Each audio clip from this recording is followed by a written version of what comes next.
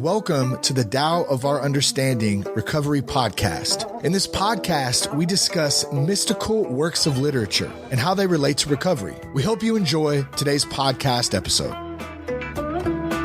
Hello, everyone. Buddy C, welcome to the Tao of Our Understanding Recovery Podcast. Today we have Marla and Amy and Kurt and Dan and Craig. So far, welcome. Metamorphosis from Merton's book on Chuang. Any thoughts before we read this story? Everyone's got a copy, so we don't need a copy, okay? You want to read it, Marla? Hold on, let me unmute you. Why am I? It says I have to ask to unmute for some reason.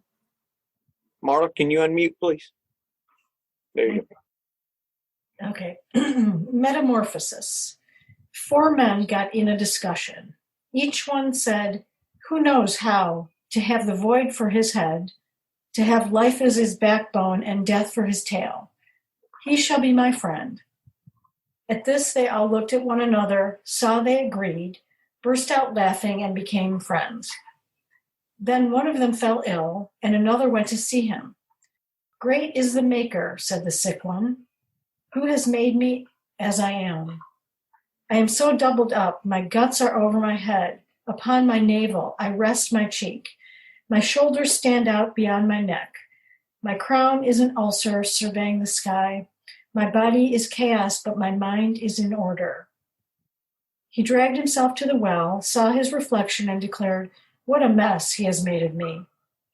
His friend asked, "Are you discouraged?" "Not at all. Why should I be? If he takes me apart and makes a rooster of my left shoulder, I shall announce the dawn. If he makes a crossbow of my right shoulder, I shall procure roast duck. If my buttocks turn into wheels, and if my spirit is a horse, I will hitch myself up and ride around in my own wagon. There is a time for putting together and another time for taking apart. He who understands the course of events takes each new state in its proper time, with neither sorrow nor joy. The ancient said, the hanged man cannot cut himself down, but in due time nature is stronger than all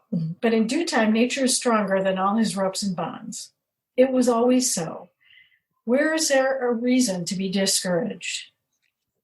I want to read another translation of this from Guy Fu Fang and Jane English. It gives a little better description. It has the names in it. I'll skip the names. I'll say 4 men were having a discussion. Whoever believes nothingness to be the head, so instead of void, they say nothingness. Life to be the backbone, and death to be the tail. Whoever can know life, death, being, and non-being, all is one, shall be our friend.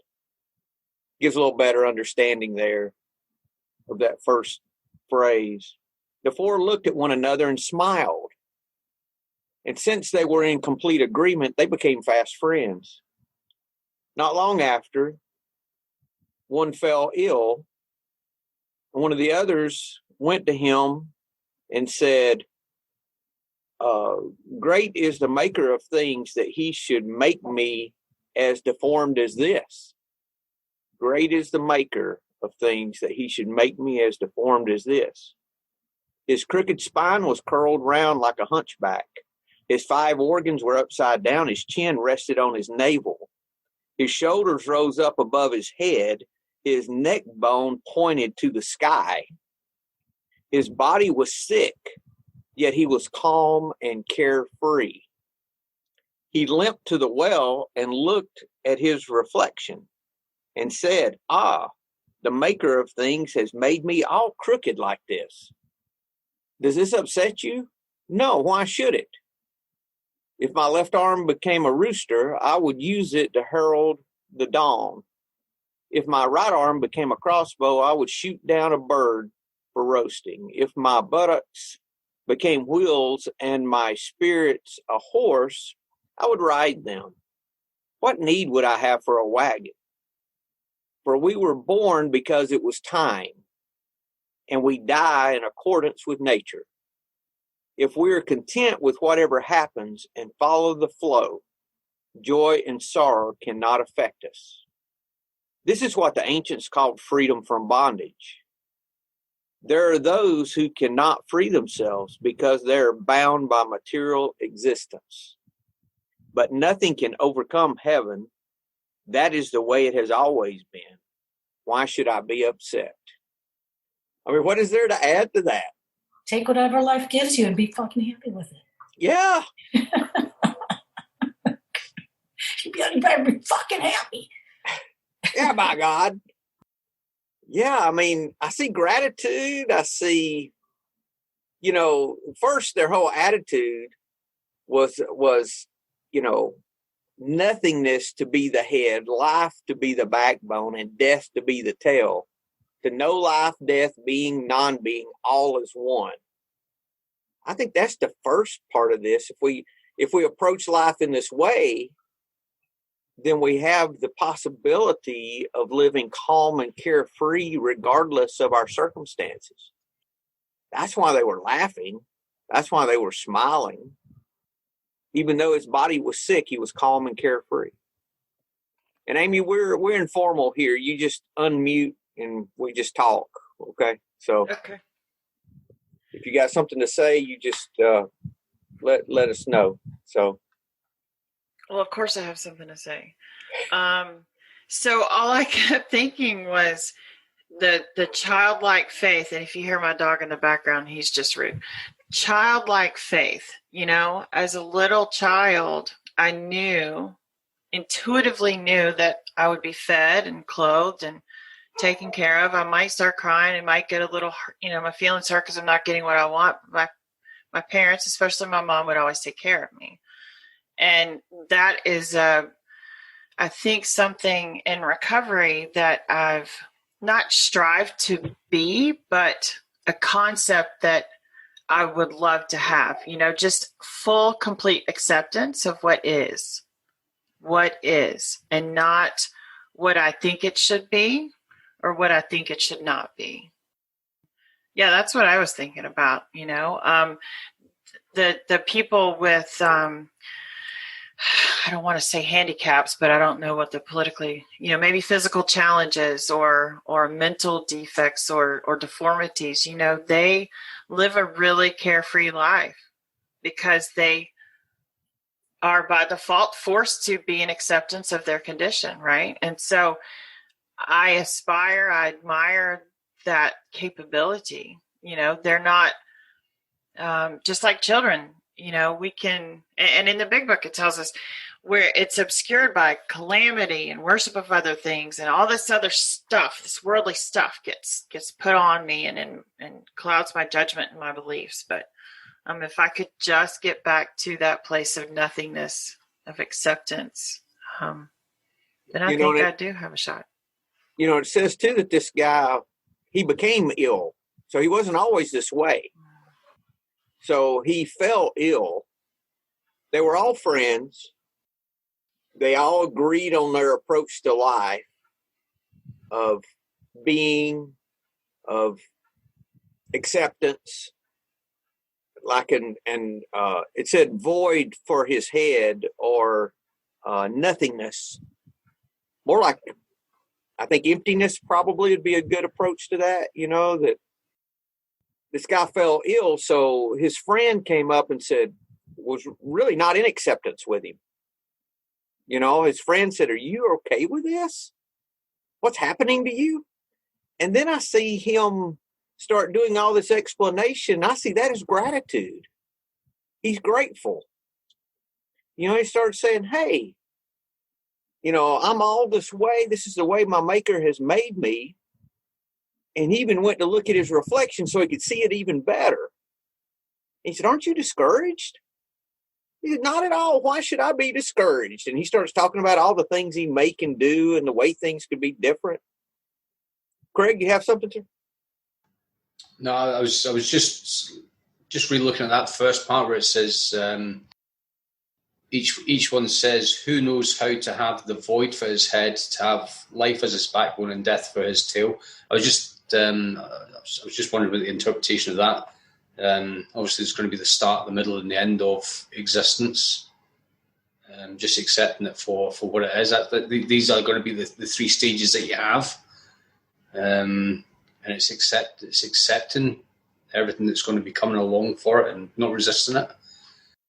I didn't notice the part where it says one of them became ill, and this was the one that we're talking about. But just what Amy was talking about, the childlike wonder. In the Taekwondo classes, we had children who were mentally challenged, some autistic kids, some people who they demanded more attention, and when we gave them more attention, they were more settled in the class, because that's what they were looking for. They were just looking for that, just that little bit extra love, just that little bit extra time to get spent with them, because we all know the kids spell love completely different. They spell it time, Time, rather than Love.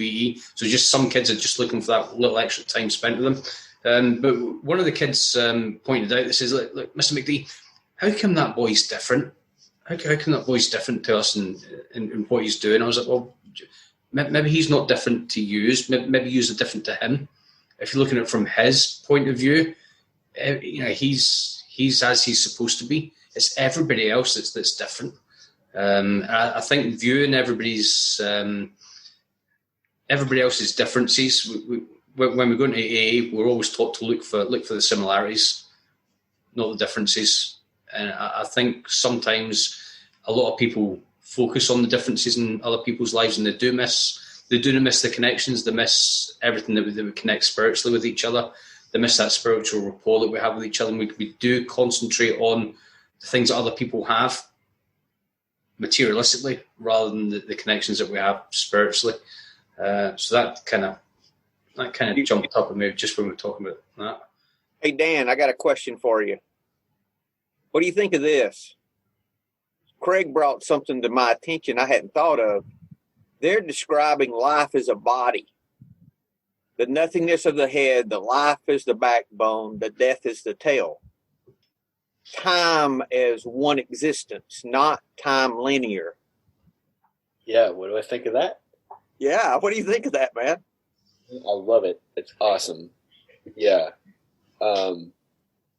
That's totally different. So, yeah, here's what I think of time. I think it doesn't really exist. And okay, so maybe this is a stretch, but this is where my thoughts go. So we have the past, which are memories, and we have the future, which are imagination. And we have only the present. It's the time in which we actually exist. Okay, so there's that. Now there's this concept of infinity, which is that there is no beginning or end to anything. It just continues to go on, like, literally forever. So if we have this moment that goes on forever, there really is no time, is there? It's kind of a moot point. I've never seen it. Yeah, I mean, I've never seen it described as a body, though. Like it's exactly what you're talking about. It's describing all of your time as one existence. Yeah, you know what? I've kind of, yeah. So, I mean, we could bring a lot into this. There's quantum mechanics and everything, right? Where actually we're starting to see that, like, shit is and it's not, right, at the same time. And to that, okay, so like, we have brains, right? And our brains are perceiving with our corporeal senses. They perceive stuff going on, right? And we have this, like, this natural tendency to think that we're separate from everything else. Like, because I can't put my finger through my hand or the door or something like that, it must be separate. But when we look at, like, on like the subatomic level, I mean, nothing is really actually there. And yet when we pull back out with only our human senses, our corporeal senses, we see that, oh, well, we can perceive that things seem like they're there, right? So if, in fact, nothing is there and everything is there at the same time, then as a body, I am only an illusion.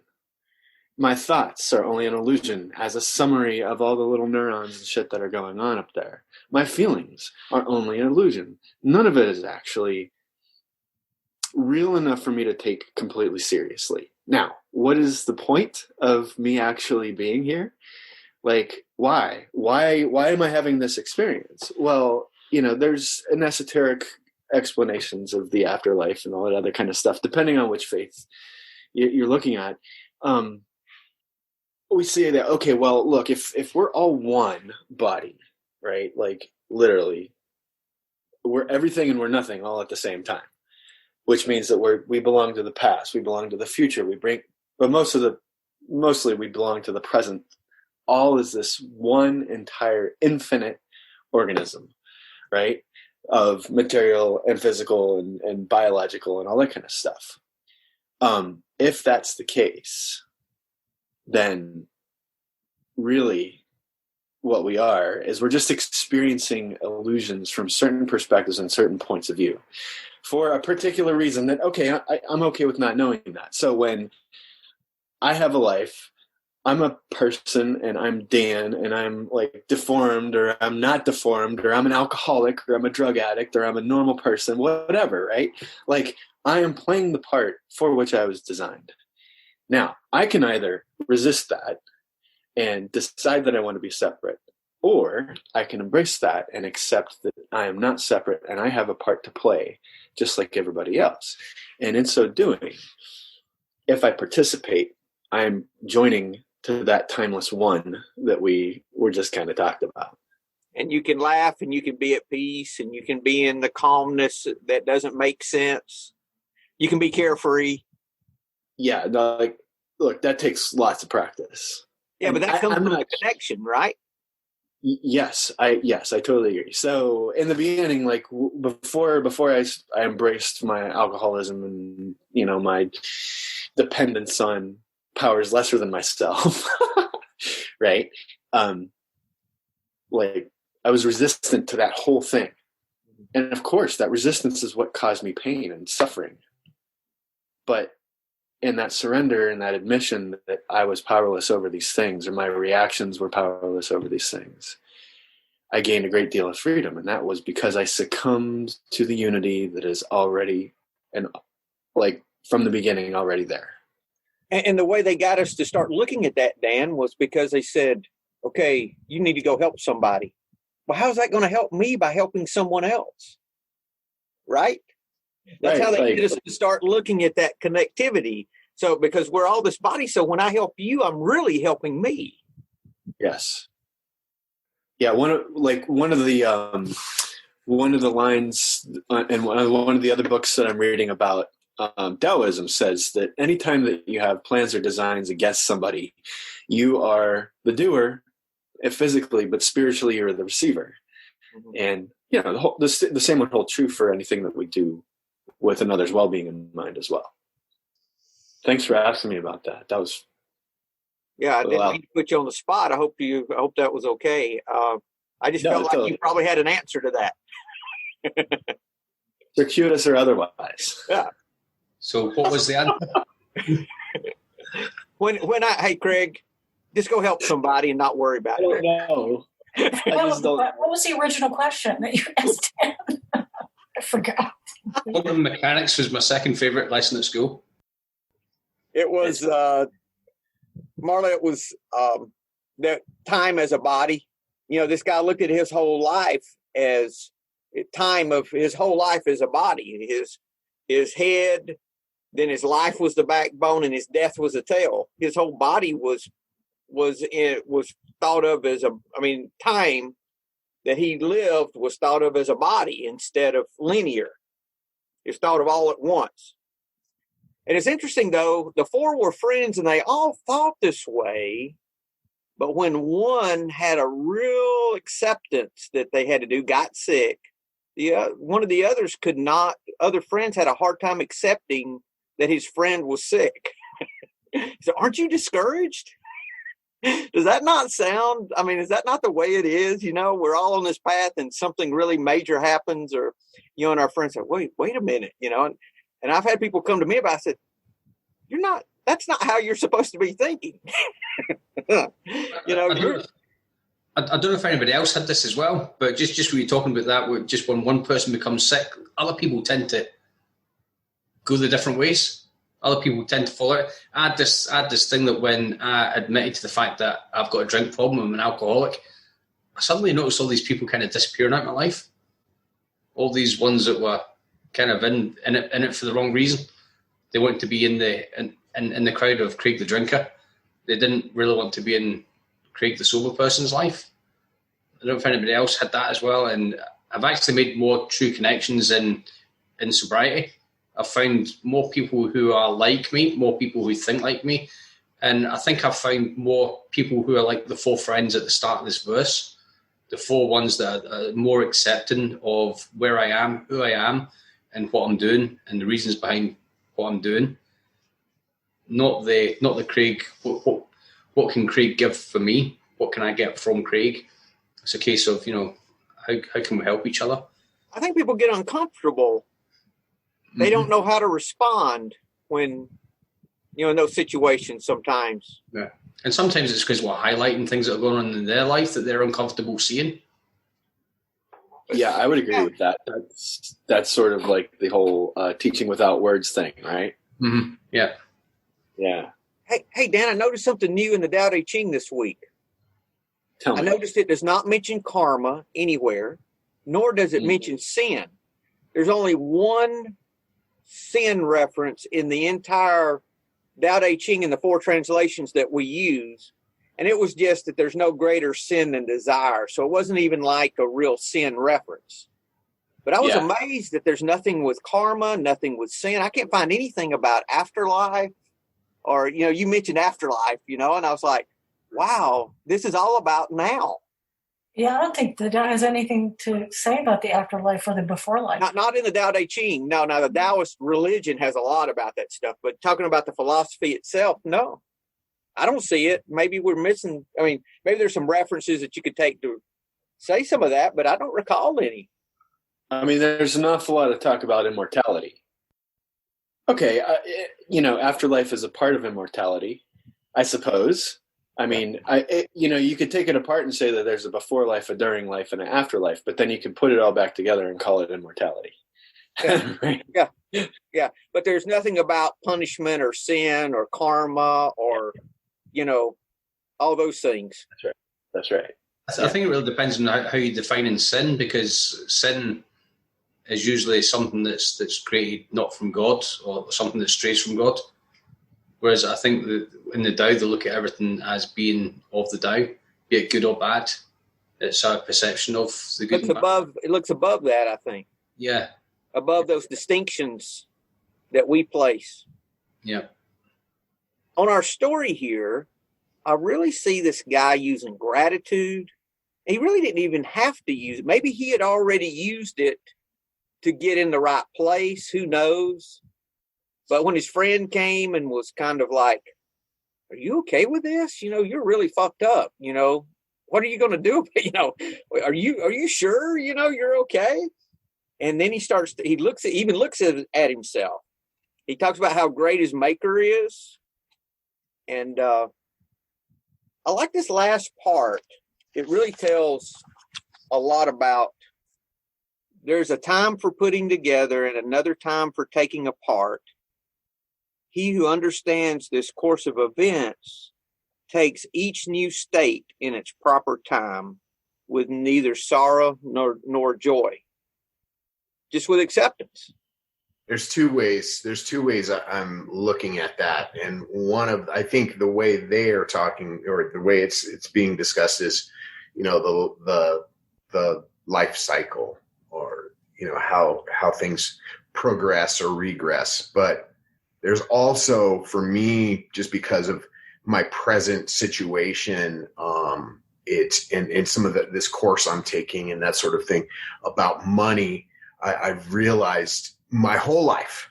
I just realized now about my whole life how I think that everything should be a struggle, and how I utilize money to prove that paradigm true by making bad decisions about money.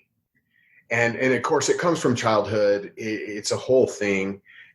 But what I'm having to do is not construct, but like destruct. So like there's a time for putting together and there another time for taking apart. So I'm actually in the taking apart phase. I've got to break it down and take it apart and see where like my ego is directly linked to how I think life should be a struggle. And so it's because it's been on my mind and I'm going through a process right now. That's how I read that. Although I don't think that's exactly what they meant, but I'm just going to take it and run with it today because it's one of the challenges I'm going through. And I think for me, learning anymore is about taking apart all the things I've learned over the years. And that's where I think it's most beneficial for me to evolve and shed this ego that is basically lying to me. Yeah, it says if we're content with whatever happens and follow the flow. And that's what you're talking about, Kurt. Is you're trying to just follow what's in front of you with your situation, with what's going on in your business and everything, right? Exactly. We were born because it was time. We die in accordance with nature. Content with whatever happens and follow the flow. Joy and sorrow cannot affect us. The ancient ones called this freedom from bondage. Those who cannot free themselves, there are those who cannot free themselves because they're bound by, and I first read this, I thought it said bound by material things. I said, wait, it doesn't say material things. It says material existence. And I'm like, it's deeper than things. It's this whole existence of material stuff. Much more than having the things. Oh, I read it, yeah, and it's much more than the possessions. You know, it's this whole existence in this. Everything is about what I can get, how I can keep what I have and not lose it and get more of it. This whole existence. Yeah, I mean, because what is a Ferrari besides it being, I mean, a beautiful Italian car, right? But I mean, it's still a car. But what does it mean to me? What does it give me? What is it falsely too? Or, I mean, does it give me power? Does it make me feel powerful? Does it make me feel important? Does it make me feel worthy? What does it give me? And that's the stuff to really look at, because the car is a car. I told you, I don't think I told the group. I had a friend that bought him a Maserati. Yeah. And he's in the program. He's just a successful business guy. He didn't buy a new one, didn't spend a whole bunch of money on it. I mean, people spend more money on a Lexus than he spent on this Maserati. And he ended up selling it pretty quick because he said everybody looked at him differently when he drove his Maserati, and he didn't like it. And it was interesting how it shifted, and it wasn't him that shifted, it was everyone else. Excuse me, that goes right along with the friend that looked at the other one that got sick and said, aren't you discouraged? It's just the opposite of that. Aren't you discouraged? Exactly. Yeah. Same thing. Just coming from the opposite direction, right? So do you think we're aware of our defects until somebody points them out? I think we have many blind spots. How about this? But nothing can overcome heaven. And I think that would be like nothing can overcome this force and the way of nature, that's the flow that's happening. You know, there's nothing that can overcome that. So why should I be upset? And the way Merton translated it, it's talking about the hanged man cannot cut himself down but but in due time, nature is stronger than all his ropes and bonds. It was always so. Where is there a reason to be discouraged? So even looking at himself, he could not see a reason to be discouraged. Everything's as it should be. Nature's going to take care of even the man that's hung, you know. The hanged man is still going to get, I mean, the ropes cannot overcome nature. This is like, kind of reminds me of what we do in steps 6 and 7. Right? So I'm aware of my defects. I'm looking in the well. And I see my reflection. I'm like, damn. Yeah. I created some wreckage with these particular aspects of my personality. And then in step 7, I'm asking for my higher power to have all of me, the good and the bad. I'm asking my higher power to have like me and my deformities, and to remove those ones that I have placed there with my own selfishness and my own desires and everything like that. And what's left is my behaviors stay the same, but my intents change, and my desires change, and my priorities change. And so I've taken myself out of that picture, and if that means that I'm a rooster now, or or I'm a cart, or I'm a crossbow, so be it. I'm being that which my higher power designed me to be. So we're talking, like in the very beginning, we mentioned the void for the head, the life is the backbone, and death for the tail. Seems to me to be this like integrating process, right? So, you know, in some aspects of Taoism, they talk about this thing called the integral way, where I'm taking my yin, my yang energy, and I'm, through the process of participating in life, I'm refining that energy. And man, I do that in step 6. I mean, I do that in all the steps, but like 6 and 7 are sort of like the nexus around which that all rotates. So void is the head, backbone is life, and then tail is death. What am I doing in acknowledging that, but integrating everything that I am, physical, non-physical, everything and nothing, all at the same time, right? And so when I'm looking at my defects and those deformities, it seems to me that I mean, okay, so like at first I'm accepting who and what I am. But when I say if I'm a rooster, then I'm going to like announce the dawn. If I'm a crossbow, then I'll do my best to get a great meal. And if if my ass has wheels on it, then I'll be a horse cart. Yeah. What does that mean other than, hey, I am who I am and I can accept who I am. And if I'm lemons, let me allow the higher power to create lemonade from me. And oh, by the way, I get a vote because in step 6, I'm willing.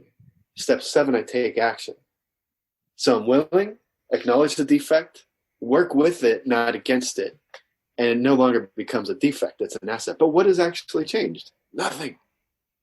Because there was a time for pulling it apart, looking at it, acknowledging it, and putting it back together again. Thanks for allowing me to express my inspiration. You know, and rather than, like you're saying, Dan, rather than fighting against ourselves and what we are and situations that we can't change, we just go with the flow.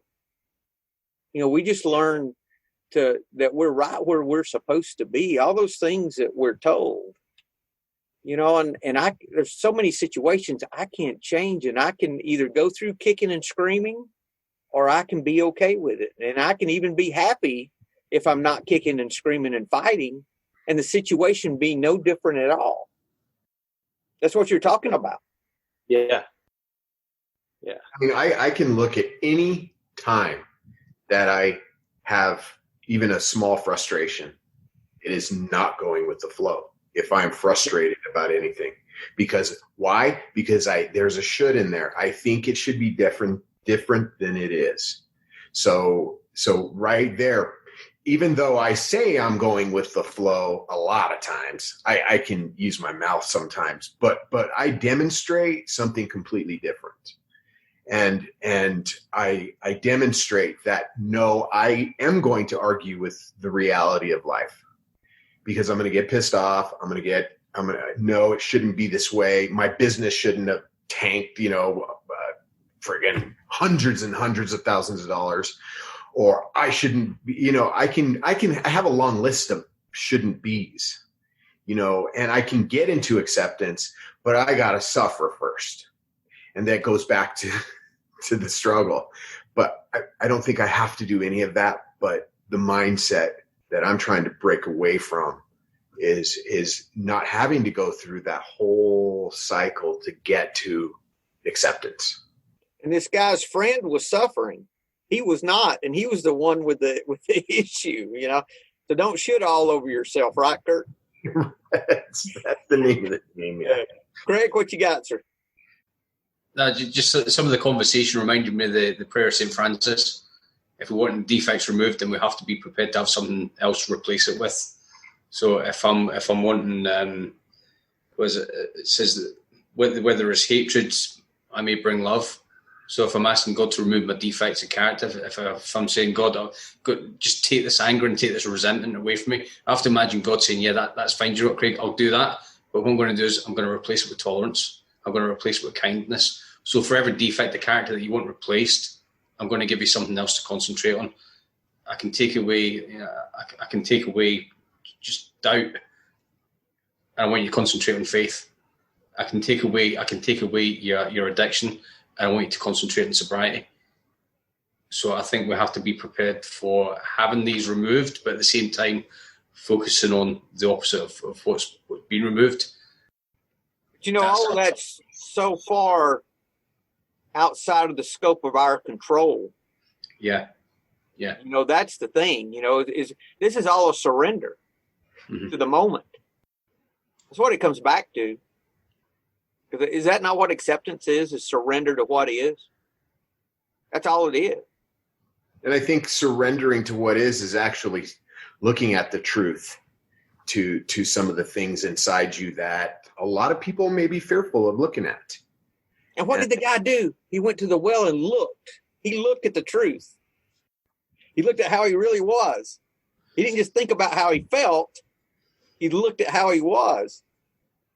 And there's a quote from, I've been looking at it lately, but it's from the Gospel of Thomas. If you bring forth what is within you, what you bring forth will save you. If you do not bring forth what is within you, what you do not bring forth will destroy you. And that's really being willing, honest, willingness, to look at this stuff. Kurt bringing the Gospel of Thomas into the Tao. Sorry, man. Sorry. Good.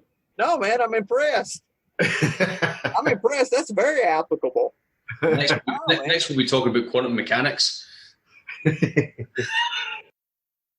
What else do you guys have? I think we talked about providence. It's all about, and I have life cycle wrote down, Kurt. That was one of my notes, was the life cycle was written out for that. Yeah. Everything as it should be.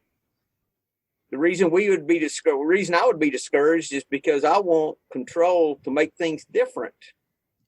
And and the idea that how that when we want things to be different, that never achieves the outcome that I really want.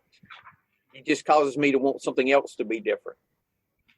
For example, I wanted to stop and get some ice cream the other night on the way home, and I don't need to eat ice cream. I never need to eat ice cream again the rest of my life. I'm diabetic. I don't need it. It caused my sugar to go up. So I was thinking about ice cream on the way home. I said, what do I expect this ice cream to do for me? I said, it's not going to do it because I never can have enough ice cream. I always want more ice cream the next day. So why don't I just be okay with not getting any ice cream tonight? Damn. And I said, okay. And I just got okay with wanting ice cream and not getting it, And I did not stop at the Dollar General and buy ice cream. Buy my chocolate chip cookie dough pint that I eat the whole thing, every time. And it's just about accepting things like they are, because I always want to, with acceptance too, I've learned lately that there were little things under the surface that I was not, just little things I wasn't accepting that were not big things, but it's like the things that if the genie, if I had the bottle with the genie, things I would change, if you could change anything in the world, if I was God for a second, what is it that I would change? If I can say anything I would change, I'm really not in acceptance, because I've got these underlying things that I'm not accepting as they are. And it was just little stuff like, I would lose 15 pounds. I'd take 15 pounds off like that. Or, other stuff that, like with work and business and money and all, you think, wow, I'm really not accepting. I'm tolerating. And I was not in as much acceptance as I thought I was. So I started working on that. This was a few weeks ago. And I just started working on that. I'd stop when I was meditating, Dan, I would stop and I'd say, is there anything that right now I would change? If I could change anything in the world, what would it be? And I got down to nothing that I would change. And it took some work.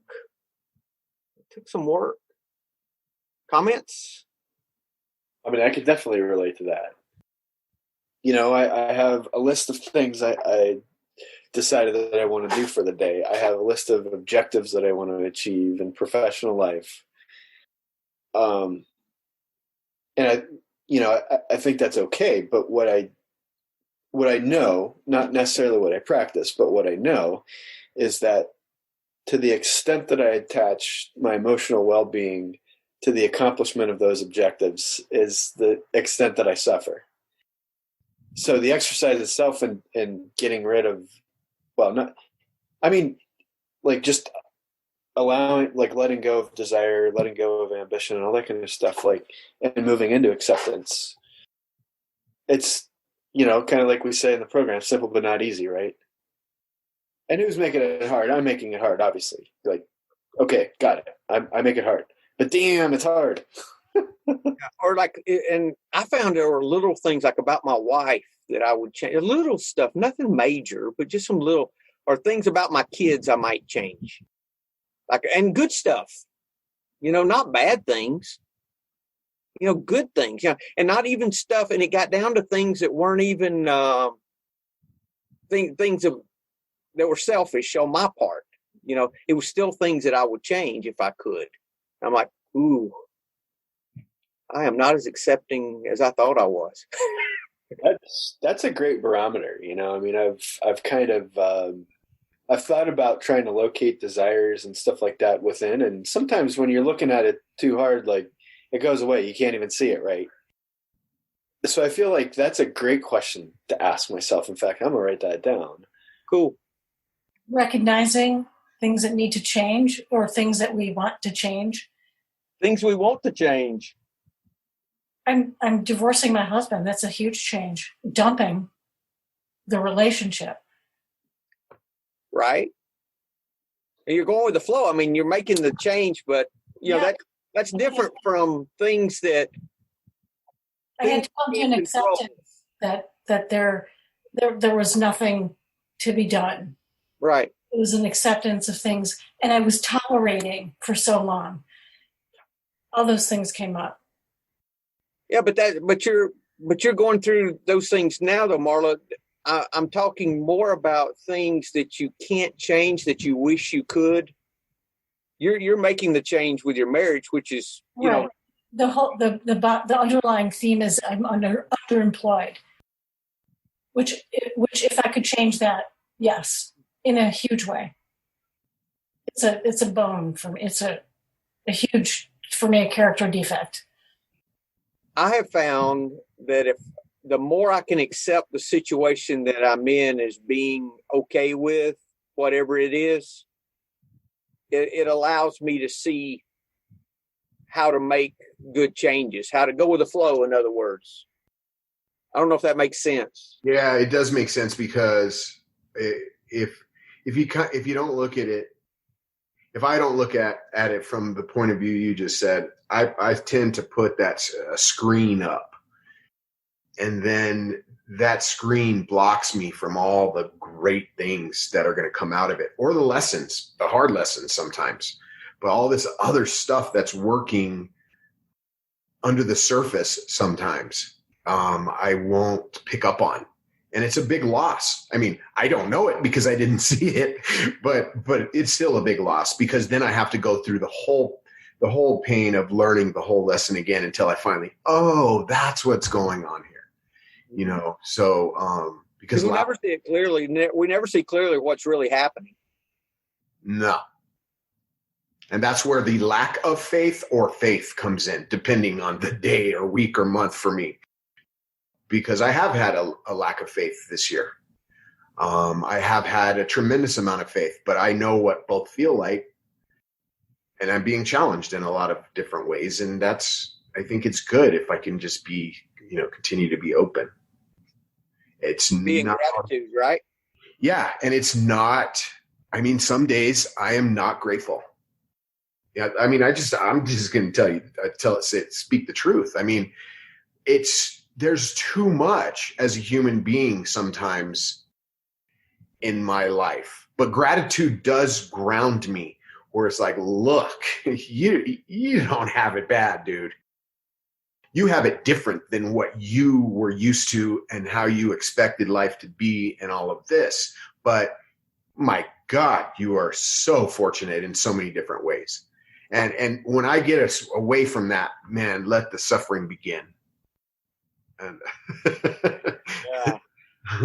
Do you think that's because as human beings we put expectations on ourselves, even like set the standard so high that even sometimes it's unattainable for us? And then, just like the big book says, when my expectations are high, my serenity is low. They're proportional, right? So maybe as a human being, I even put those expectations on myself because I know I can't put them on other people. So, it's like a dance. I think before recovery, it was a dance of me expecting you to behave a certain way. And now it's a dance of me expecting myself to behave a certain way. And so it comes right back down to it is what it is. And as long as I can stay in that moment, then maybe I can have a grateful day and grateful moments throughout the day more often than not. There's so many things that I just, whether I obtain them again or not, it doesn't really matter. There's so many things that I appreciate more. This environment, this pandemic environment, is pretty rich for spiritual work, for sure. Because there's a lot of stuff to look at. I'm discovering stuff about myself, and I can't deal with it. And I'm so thankful for recovery and sobriety for that, because I never had any sort of self-awareness ever. And I just grotesquely, disgustingly just stomped through life. And I'm able to pause now and be a part of more. And you guys, Dan and Buddy mentioned selfishness, and that's a huge part, but it's a huge part. But self-centeredness, if I really look at it, I really think, like Amy said, I really think people should be doing something. I always have a little opinion about how people should be behaving, and it's really has nothing to do with me. If you look at it, it's none of my business. And I don't know. There's just a lot of thoughts in my head, so I hope I'm not like just vomiting all over this thing. It's okay. We're on Zoom, so it's all right. We don't have to clean it up. Amy, I think it's fear. It gets back to the fear. We talk about fear all the time, and I think it's just, if you get down far enough, dig deep enough, you're going to hit fear. You're going to hit fear, either losing what you've got or not getting something that you want. Every time.